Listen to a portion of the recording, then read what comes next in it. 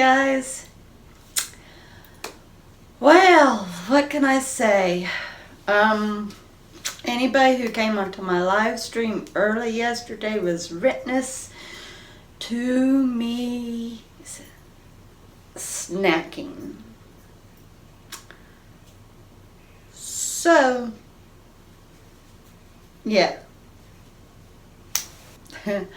I gave in to 2 theater boxes of candy and ate the majority of some flat pretzels out of a bag.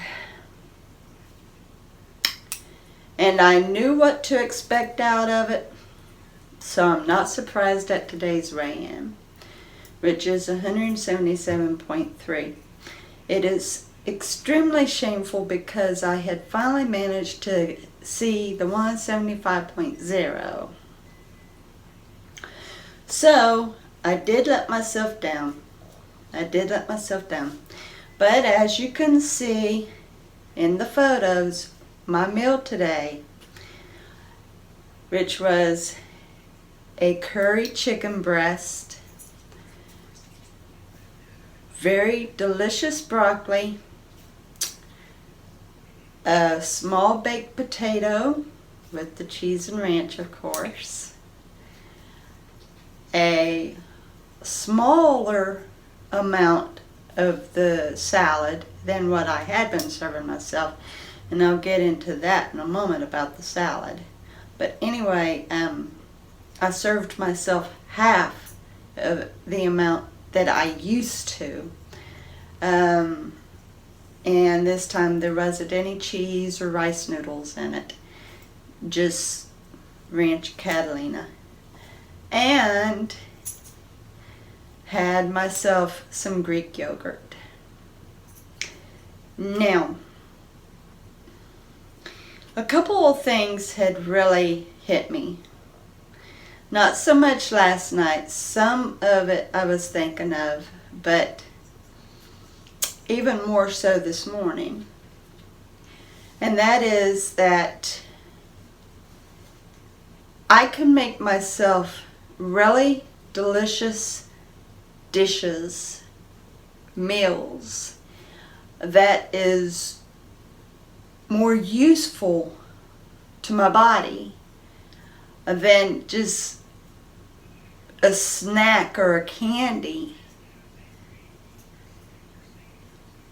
Now, chocolate is healthy to a certain point for the body. There's antioxidants. The darker the chocolate, the more antioxidants. Plus there's other properties in chocolate that I'm not quite aware of, but I do know that there's some healthy properties. But nonetheless, when you get into snacks like potato chips and corn chips and, snacks, you go for the flavor. Maybe not necessarily the texture, but the flavor. And the truth of the matter is, as good as it is, it's not wholesome. And so your body finds itself needing something else or needing more because it didn't get the nutritional needs that it was needing. But you fix yourself a wholesome meal and you're getting the nutrition that your body needs, the minerals and the vitamins that it needs, and you can make it so flavorful, seriously flavorful, so that it can be even better than just salty chips and pretzels and corn chips and stuff like that, which is loaded with sodium. Now, I'm not anybody who loves chips because I'm right there with you. But as I'd said before, my body can't process all the salt. And in realization and really seriously considering it, I really do better with wholesome foods. It has got awesome flavor. And I can control how much salt I take in, which is awesome. Like, for instance, my baked potatoes, I don't add salt or butter. I let the cheese and the ranch dressing be the saltiness. The broccoli, very lightly salted, and I let the butter be its major flavor. The curry chicken, very lightly salted, and I let the curry and the turmeric and the onion powder be the flavor. Kind of like a version of Mrs. Dash without all the seasonings that Mrs. Dash has in the bottle. So, you don't necessarily have to have a lot of salt when you can use other spices. And like if you use butter, you get the salted butter, so you really don't need to add extra salt. So you're saving yourself on sodium, which means that you're actually saving yourself from swelled ankles and legs. And the meal was under 800 calories. But before you even think that I starved myself or that I didn't have enough calories, the truth of the matter is there was plenty of energy in every bit that I ate. I'm also very satisfied, and I know that it was well balanced. So however many the calories, it wasn't like I just barely nibbled to get to that amount. You saw what I had and how much, and that's pretty good serving. So, but you see this, and it's not because this is a plaid shirt. This is my gut. Seriously. This is day 358. There's only 2 more days left before I measure myself. I have no clue how much I'm going to measure out. I'm still claiming that I'm going to be in the 60s by the end of August. And I am determined to lose 10 pounds a month. I mean, honestly, I have got to buckle down. And I've got to keep in mind that I can make food taste a lot better than any snack. And any need of sweetening, because I like having dessert. I like finishing my meal with something that's sweet. So to me, the yogurt is really a better deal because I'm also getting what I need for my gut. So wholesome versus snack. Snack, empty, not really anything my body can use. Wholesome, full of vitamins and minerals, and exactly what my body needs. I think I'll lean toward the wholesome. Last night on my live stream, one of my viewers said for me to explain what OMAD is. So OMAD stands for 1 meal a day. So basically, you are putting everything together into one main meal. And you can either eat that one meal in the morning, or in the afternoon sometime, or in the evening. And you can make it any variety of food because OMAD is forgiving and flexible. So basically, you set yourself up to a certain time, and whenever you're most comfortable, so that it works out good for you before and after your meal. Whenever you're most comfortable for it, you eat that one meal.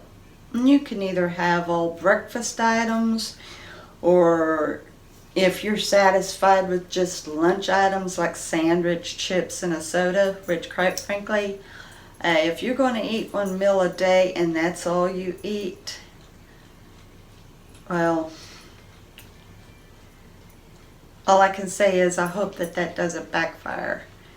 So preferably, if you're going to do OMAD, you make sure that you've got a complete meal so that you've got how much protein you need, you've got how much carbs you need, you've got how much fat you need, that you're well balanced in your vitamins and your minerals and your nutrients. That way you're good with just 1 meal a day instead of needing to eat again. And if you really do OMAD right, you end up going into intermittent fasting up to 23 hours. Because most generally, OMAD, you're eating within the hour. Whatever hour you set yourself, you're eating within that 1 hour. So basically, you're fasting for 23 hours. Now, yes, that kind of sounds like a long time, but believe me, I've done it lots of times. I don't always fail with OMAD. I have managed to do OMAD very well. And the great thing about intermittent fasting is you're forcing your body to use up the stored glucose and fat so that it does cause you to lose the weight. If you're constantly feeding yourself, you're not using up what you've already got in your body. Instead, you just keep feeding into that. And it's similar to a car, you know. Say that the gas station you pull into, the pump is broken so that there is no shut off on it. And you think that you are still filling up the car, but come find out it's been overflowing. And it's the same thing when we eat and eat and eat. We think that we are refueling the body, but in reality we're overflowing our body and it has no place to go. What we don't get rid of out of the body is being stored in our blood, in the fat cells, in the muscle tissue, in the organs, and it becomes an overload and the body can't do anything with it. And that's the reason why intermittent fasting is such a good thing, because you have stopped filling up your tank, and therefore your body is forced to use up what's stored. And the even greater thing is, after so much of a time in the intermittent fasting, you go into autophagy, which is where the body takes bad tissue, cell tissue, and it takes bad and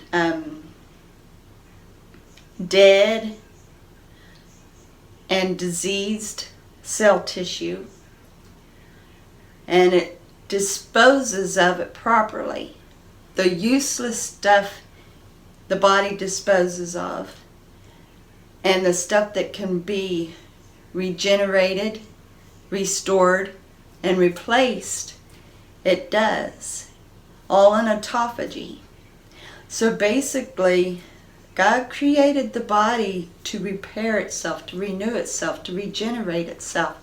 But it can't do it if it's having to constantly digest what we have shoved into our bodies. So if we give our body a break from digestion, our body can go into the other tasks that God created it to do on a regular basis.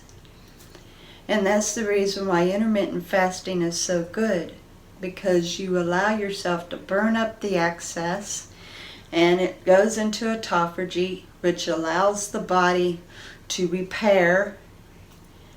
And then finally, when it uses up so much, it can't reach in there anymore, and that's when you get to refuel. But as long as you don't over refuel, your body can go right back into what it was doing, and that is continuing to use up the storage and repairing. So if we can just be disciplined enough to push through it and let the bodies do what God created the bodies to do, we're better off. If I keep feeding myself every time I start to feel hunger again, my body never will finish losing this weight. It never will finish repairing the thyroid. It never will finish what it had started to do. And I've got to keep that in mind. So yes, that's what OMAD is. 1 meal a day where you put yourself together, one complete meal that's wholesome, complete, balanced, satisfying, and you just eat that one meal and don't eat anything else until the next day around the same time that you did prior. And that's it. And then you let your body do the rest of the work during the hours that you're not feeding it. And the greatest thing of all, with all those hours, you've got time to get into things that you really enjoy. And that's what intermittent fasting is, and what autophagy is. And that's what I need to keep in mind and continue doing for myself. Anyway, I hope that answers your question. Hope that Jens was patient and watched the entire thing. Sorry. Anyway, guys, I love yins. I'll see yins tomorrow with another journey vlog. You have a great day.